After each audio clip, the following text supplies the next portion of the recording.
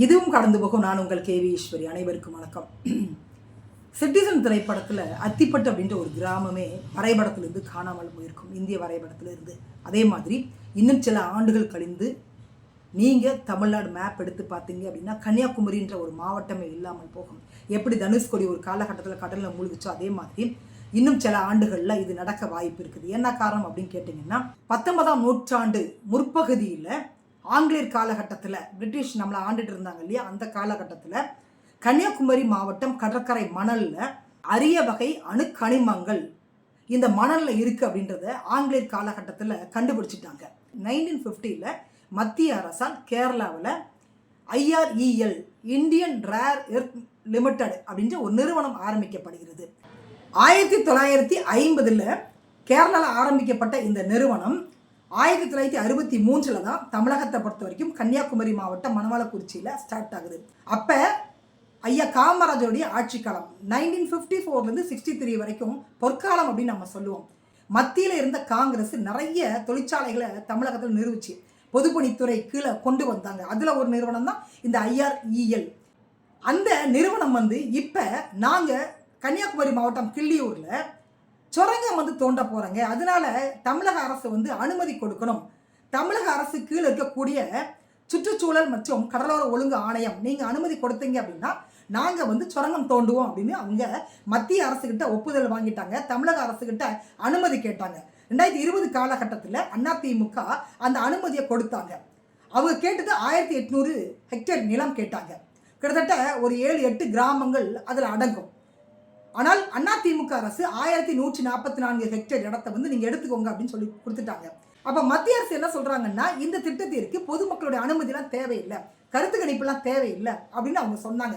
ஆனாலும் கூட 2020 காலகட்டத்திலிருந்து கன்னியாகுமரி மாவட்ட மக்களாக இருந்தாலும் சரி, மீனவர்களாக இருந்தாலும் சரி, சமூக ஆர்வலர்களாக இருந்தாலும் சரி, DMK மாதிரியான எல்லா கட்சிகளுமே இதற்கு எதிர்ப்பு தெரிவித்தாங்க. என்ன காரணம் கேட்டிங்கன்னா, இந்த அணுக்கனிமங்கள் எடுக்கும் பொழுது மோனாசைட் அப்படின்ற மாதிரி நிறைய அதில் வாயுக்கள் இருக்குது. அதில் ஏற்படக்கூடிய அந்த கதிர்வீச்சு என்பது மக்களை பாதிக்கும், மீனவர்களை பாதிக்கும், நிலத்தடி நீரை பாதிக்கும், மீன்களை பாதிக்கும். அதனால மக்கள் ரொம்ப சிரமத்துக்கு ஆளாவாங்க. அதே மாதிரி அவங்களுக்கு கேன்சர்லேருந்து பல்வேறு நோய்கள் வரக்கூடிய அபாயம் இருக்குது. நிலத்தடி நீர் பாதிக்கப்பட்டுச்சு அப்படின்னா, நில அரிப்பு ஏற்பட்டுச்சு அப்படின்னா கண்டிப்பாக மாவட்டமே மூழ்கக்கூடிய ஒரு சூழல் இருக்குது, அபாயம் ஏற்படும். அதனால தான் இவங்க எல்லாமே எதிர்த்தாங்க. அதிமுக அனுமதி கொடுத்துட்டாங்க. 2021 DMK ஆட்சி வருதுங்க. ஆட்சி வந்த பிறகு DMK மட்டுமில்லை, எல்லா கட்சிகளுமே, எல்லா கட்சி தலைவர்களும் இதற்கு கடுமையான எதிர்ப்பை முன் வச்சாங்க. இந்த திட்டத்தை அப்படி கடப்பில் போட்டிருந்தாங்க. நல்லா புரிஞ்சுக்கோங்க, மத்திய அரசு கொண்டு வரக்கூடிய எந்த திட்டமாக இருந்தாலும் சரிங்க, பொதுமக்கள் அதை எதிர்த்தாங்க, அந்த மாவட்ட மக்கள், மாநில மக்கள் எதிர்த்தாங்க அப்படின்னா 5 வருடங்கள் பார்ப்பாங்க. அதற்கு மேலே அந்த திட்டங்கள் திரும்ப பெற்றே ஆக வேண்டும். அப்படி 5 வருடங்கள் கடப்பில் போட்ட ஒரு திட்டத்திற்கு TVK அரசாங்கம் வந்த பிறகு கடந்த 2026 ஜூன் 10ஆம் தேதி கையெழுத்து போட்டு எக்ஸ்டெண்ட் பண்ணியிருக்காங்க. இனிமே கடவுளை நினைச்சாலும் இந்த கன்னியாகுமரி மாவட்ட மக்களை காப்பாற்றவே முடியாதுங்க. அந்த மாதிரி ஒரு கையெழுத்தை போட்டு கன்னியாகுமரி மாவட்ட மக்களுடைய தலையெழுத்தை மாற்றத்தை கொடுக்க போகிறோன்னு சொல்லி வந்த TVK அரசாங்கம் நம்ம அண்ணன் விஜய் மாற்றி இருக்காப்புல. மத்திய அரசு என்ன சொல்லிட்டாங்க அப்படின்னா, இந்த சுரங்கம் தோண்டுவதற்காக கன்னியாகுமரி மாவட்ட மக்கள்கிட்ட கருத்து கணிப்பு நடத்தணுன்ற அவசியம் இல்லை, கருத்து கேட்கணுன்ற அவசியம் இல்லை. இது மத்திய அரசு எடுக்கக்கூடிய ஒரு முடிவு, இதற்கும் அந்த மாவட்ட மக்களுக்கும் சம்பந்தம் இல்லை அப்படின்னு சொல்லிட்டாங்க. அந்த நேரத்தில் இந்த தமிழக வெற்றி கழகம் கையெழுத்து போட்டிருக்காங்க. இதே TVK அரசாங்கம் 2024 காலகட்டத்தில் சென்னையில் நடந்த செயற்குழுவில் இயற்கை தாய் பெற்றெடுத்த செல்ல குழந்தை கன்னியாகுமரி அந்த மாவட்டத்தில் வரக்கூடிய மத்திய அரசு கொண்டு வரக்கூடிய நாசகார நச்சு திட்டத்துக்கு ஒருபோதும் அனுமதிக்கக்கூடாது, அந்த திட்டத்தை மத்திய அரசு திரும்ப பெறணும் அப்படின்னு ஒரு தீர்மானத்தை நிறைவேற்றினாங்க.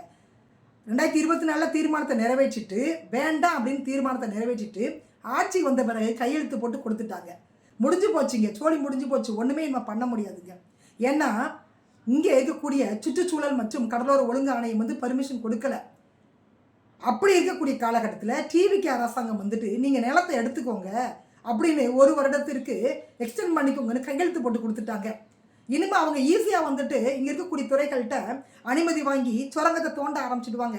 மக்கள்லாம் மண்ணுக்குள்ளே போக வேண்டியதுதான். இதில் வேற TVK அமைச்சர் ராஜேஷ்குமார், சுற்றுச்சூழல் மற்றும் கடலோர ஒழுங்கு ஆணையம் அந்த துறையோட அமைச்சர் சொல்கிறாரு, மக்களுடைய கருத்து கணிப்பை நாங்கள் கேட்போங்க, அவங்கள மீறி எதையும் செய்ய மாட்டோம்னு சொல்கிறாங்க. மத்திய அரசு தான் சொல்லிட்டாங்களாங்க, கருத்து கணிப்பே தேவையில்லைன்ட்டாங்க. எப்படி நீங்கள் வந்து கருத்து கணிப்பு கேட்பீங்க? மக்கள் போராடாமல் இருக்காங்களா? இத்தனை வருடங்களாக மக்கள் போராடிட்டு இருக்காங்க. அதற்கு எதிர்த்து இத்தனை வருடங்களாக அரசியல் கட்சி தலைவர்கள், சமூக ஆர்வலர்கள், மக்கள்லாம் போராட்டம் பண்ணிட்டு இருக்காங்க. அப்பவும் கூட அந்த IRL அப்படின்ற மத்திய அரசுடைய நிறுவனம் வந்து தொடர்ச்சியாக அனுமதி இல்லாமலே அங்கே அணு கனிமங்களை எடுத்துட்டு தான் இருக்காங்க. பல்வேறு கிராமங்கள் எடுத்துட்டு இருக்காங்க. இப்போ சுரங்கம் தோண்டுவதற்கான வேலையை ஆரம்பிச்சிட்டாங்க. DMK ஆட்சி காலகட்டத்தில் மனோ தங்கராஜ் அப்படின்னு ஒருத்தர் இருந்தார், கனிம வளத்துறை அமைச்சர். அவர் தான் வந்துட்டு மலையெல்லாம் முழுங்கிட்டார் அப்படின்ற ஒரு விமர்சனம் வந்தது. அவர் மேலே பல்வேறு குற்றச்சாட்டுகள். அதனால DMK வந்து அவருக்கு சீட்டு கொடுக்கல இந்த முறை. ஏன்னா கன்னியாகுமரி மாவட்டத்தில் தான் அதிகமான கல்குவாரிகள் இருக்குது, மலைகள் அங்கே தான் அதிகமாக இருக்குது. அந்த மலையை வந்து உடச்சி கேரளாவுக்கு கடத்துறது, இதுதான் அவருடைய தொழிலாக இருந்தது. கனிமவளத்துறை அமைச்சர் பிரபு, அனுமதி இல்லாத கல்குவாரிகளை நாங்கள் நிறைய மூடிட்டோங்க, சட்டத்துக்கு புறம்பாக இனிமேல் வந்து இங்கே கல்குவாரிகள்லாம் நடத்தப்படாதுங்க அப்படின்னு ரீல்ஸ் எல்லாம் போட்டார். பயங்கரமான அங்கே ஷூட்லாம் நடந்தது. இப்போ இதுக்கு வந்து இவங்க என்ன பதில் சொல்லுவாங்க அப்படின்னு நமக்கு தெரியல. இங்கே இருக்கக்கூடிய மிகப்பெரிய பிஸ்னஸே வந்து என்னன்னு கேட்டிங்கன்னா கல்குவாரி தாங்க. தமிழகத்தை பொறுத்த வரைக்கும் பீக்கில் இருக்கக்கூடிய பிஸ்னஸே கல்குவாரி தான், ரியல் எஸ்டேட் தான். ஒரு மாவட்டமே அழிந்தாலும் பரவாயில்லைங்க, நாங்கள் மத்திய அரசோட இணக்கத்தில் தான் நாங்கள் இருப்போம் அப்படின்னு TVK அரசாங்கம் சொல்வது எந்த விதத்தில் நியாயம்ன்றது எனக்கு தெரியலை. அப்போ நீங்கள் திமுக ஆட்சி காலகட்டத்தில் இந்த திட்டத்துக்கு ஏன் எதிர்ப்பு தெரிவிச்சிங்க? ஏன் தீர்மானம் நிறைவேற்றினீங்க? இப்போ ஏன் கையெழுத்து போட்டீங்க? CM சார் நீங்கள் என்ன சொன்னீங்க? அடிக்கிற மாதிரி நாங்கள் அடிப்போம், நீங்கள் அழுகிற மாதிரி அழுவுங்க அப்படின்னு 2 பேரும் நடிப்பாங்க, கூட்டு களவாணிங்கள்லாம் சொன்னீங்கல்ல. இப்போ நீங்கள் என்ன பண்ணிட்டு இருக்கீங்க? மத்திய அரசு கொண்டு வரக்கூடிய எல்லா திட்டத்துக்கும் நீங்கள் கையெழுத்து போட்டுட்டு இருக்கீங்க அப்படின்னா மாநிலத்தில் முதலமைச்சராக நீங்கள் எதுக்கு இருக்கீங்க? மத்திய அரசு கொண்டு வரக்கூடிய எல்லா திட்டங்களுக்கும் நாங்கள் வந்து இணக்கமாக தான் போவோம், நாங்கள் கையெழுத்து போடுவோம் அப்படின்னா மாநிலத்தோட ரைட்ஸு மத்திய அரசுகிட்ட இருக்கா, மாநிலத்திட்ட இருக்கா? யார்கிட்ட இருக்குது? மாநிலத்தோடைய மக்களை அடமானம் வைப்பதற்கு உங்களுக்கு எந்த வித ரைட்ஸும் இல்லை. முதல்ல அதை நீங்கள் புரிஞ்சுக்கோங்க. இந்த திட்டத்தை வந்து திரும்ப பெறணும். அதிமுக பண்ணின அதே தவிர இன்னைக்கு வந்து TVK பண்ணிட்டு அது ஊழல் சக்தி, இது தீய சக்தின்னு நீங்கள் விமர்சனம் பண்ணிட்டு இருக்கீங்க. 1144 ஹெக்டேர் நிலம் கையகப்படுத்தியிருக்கிறாங்க. பல்வேறு கிராமங்கள் இருக்கக்கூடிய மக்களுடைய வாழ்வாதாரம் இன்னைக்கு கேள்விக்குரிய மாதிரி இருக்குது. கன்னியாகுமரி அப்படின்ற ஒரு மாவட்டமே கடலில் மூழ்க போகுது. மணல் அரிப்பு ஏற்பட்டுச்சுன்னா என்னங்க ஆகும் சொல்லுங்கள்? என்ன ஆகும்? இதெல்லாம் இந்த படிக்கிற தற்கொலைகளுக்கு தெரிய வாய்ப்பு இல்லை. ரீல்ஸ் போடுறதுக்கும் சினிமா ஷூட் நடத்துறதுக்கு தான் இவங்க ஆட்சியை பிடிச்சிருக்கிறாங்க. ஸ்டெர்லைட் நீங்கள் எதிர்த்தீங்க, பரந்தூர் விமானம் நீங்கள் எதிர்த்தீங்க, இந்த அணுக்கனிமங்கள் நீங்கள் எதிர்த்தீங்க.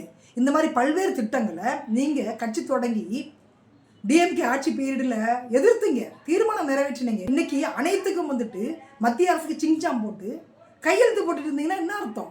உங்களுக்கும் DMKக்கும் DMKக்கும் என்ன வித்தியாசம் இருக்குது? ஒட்டுமொத்தமாக இருக்கக்கூடிய தமிழக மக்களை சாவடிச்சுட்டு நீங்கள் யாருக்காக முதலமைச்சராக இருக்க போறீங்க? யாருமே இல்லாத மாநிலத்தில் நீங்கள் யாருக்கு முதலமைச்சராக இருக்க போறீங்க? மிகப்பெரிய ஒரு அபாயகரமான சூழலில் கன்னியாகுமரி மாவட்ட மக்களை தள்ளியிருக்கீங்க. இது வந்து விளையாட்டு இல்லை, இது வந்து ரீல்ஸ் இல்லை. இதுக்கு தான் நாம் வந்து கன்னியாகுமரி மாவட்டத்தை கேரளாவில் போராட்டம் பண்ணி வாங்கினோமாங்க. அதாவது இங்கே கேரளாவில் இல்லாத கனிம வளங்களே கிடையாதுங்க. அவங்க அதை தொடர்றதே கிடையாது. ஏகப்பட்ட மலைகள் இருக்குது, அதெல்லாம் அவங்க தொடர்றதே கிடையாது, வெட்டுறதே கிடையாது. தமிழகத்திலிருந்து வாங்கிப்பாங்க, எவ்வளோ பணம்னாலும் கொடுத்து தமிழகத்திலிருந்து வாங்கிப்பாங்க. உண்மையிலே CMK இதோடைய பின்விளைவுகள் தெரியுமா தெரியாதா? தெரியாமல் சைன் போட்டிங்களா? தெரியாமல் சைன் போட்டிங்கன்னா 2024 ஏன் தீர்மானம் நிறைவேற்றினீங்க? தெரிந்தே சைன் போட்டிங்க அப்படின்னா அப்பவும் வந்து 2024 ஏன் தீர்மானம் நிறைவேற்றினீங்க?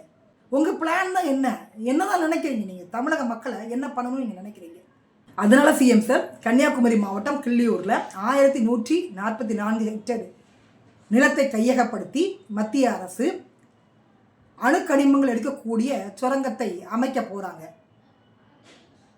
தயவு செய்து இந்த திட்டத்தை வந்து நீங்கள் திரும்ப பெறணும் அப்படின்னு மத்திய அரசுக்கிட்ட நீங்கள் கையில் விழுவீங்களோ காலில் விழுவீங்களோ, இங்கே என்ன பண்ணுவீங்களோ எது பண்ணுவீங்களோ எனக்கு தெரியாது.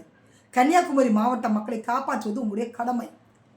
ஓட்டு போட்டவங்களுக்கும் போடாதவங்களுக்கும் நீங்கள் தான் முதலமைச்சர். தென் தமிழகத்தை பாழ்படுத்தக்கூடிய திட்டம் இது அப்படின்னு நீங்கள் ஏற்கனவே பேசியிருக்கீங்க. இயற்கை தாய் பெற்றெடுத்த செல்ல குழந்தை கன்னியாகுமரி மாவட்டம் சொல்லியிருக்கீங்க. சொல்லிட்டு அந்த மக்களை வந்து ஒட்டுமொத்தமாக அழிப்பதற்கு நீங்களே கையெழுத்து போட்டால் எப்படி? எங்களுக்கு தெரியல. மத்திய அரசோட இணக்கமாக போகிறோம் சொல்லிட்டு ஒட்டுமொத்த மாநில மக்களையும் குழி தோண்டி புதைச்சிட்டு நீங்கள் யாருக்கு ஆட்சி செய்ய போகிறீங்க?